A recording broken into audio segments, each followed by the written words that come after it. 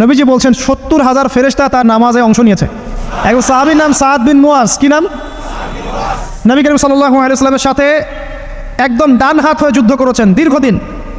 বদর তিনি বীর সেনা, উহুদের বীর সেনা, ঠিক আছে। খন্দকের যুদ্ধেও বীর বিক্রমে যুদ্ধ করেছেন। তিনি আনসার সাহাবী, একদম মদিনার নেতা সাহাবী।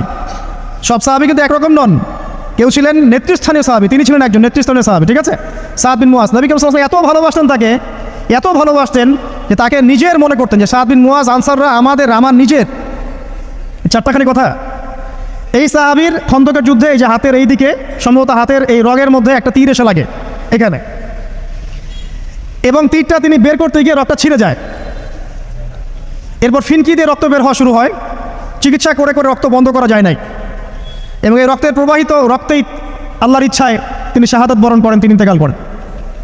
নবী করিম সাল্লাল্লাহু আলাইহি ওয়াসাল্লাম প্রচণ্ড ব্যথিত হন, মানে মনটা তার খুব নরম হয়ে যায় সাদ বিন মুয়াজ রাদিয়াল্লাহু আনহুর জন্য।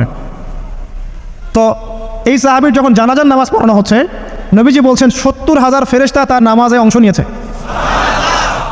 আর এই সাহাবীকে যখন কবরে শোয়ানো হয়েছে, নবী করিম সাল্লাল্লাহু আলাইহি ওয়াসাল্লাম পরে জানিয়েছেন কবরের যে মৃদু চাপ, সাদ বিন মুয়াজ রাদিয়াল্লাহু আনহুর কবরেও সেই মৃদু চাপ দেওয়া হয়েছে। আমি কি বুঝাতে পারলাম ভাই? আমাদের কোনো দাম আছে এখনকার পলিটিশিয়ানদের কোনো দাম আছে? এখনকার সমাজ নেতার কোনো দাম আছে? এখনকার সুদখোরদের কোনো দাম আছে? এই ঘুষখোর দুর্নীতিবাজের কোনো দাম আছে? আমরা যারা কাঠমোল্লা হয়ে আছি, আমাদের কোনো দাম আছে? সাদ বিন মুয়াজ রাদিয়াল্লাহু আনহু যদি কবরের শাস্তি তাকে না ছাড়ে, প্রশ্ন উত্তর পর্ব তাকে না ছাড়ে, আমরা পার পাবো? নবী করিম সাল্লাল্লাহু আলাইহি ওয়াসাল্লাম বলছেন সূরা মুলক তেলাওয়াত করো রাতের বেলা, ইনশাআল্লাহ সূরা মুলকের তেলাওয়াত কবরের আযাব থেকে তোমাকে বাঁচান।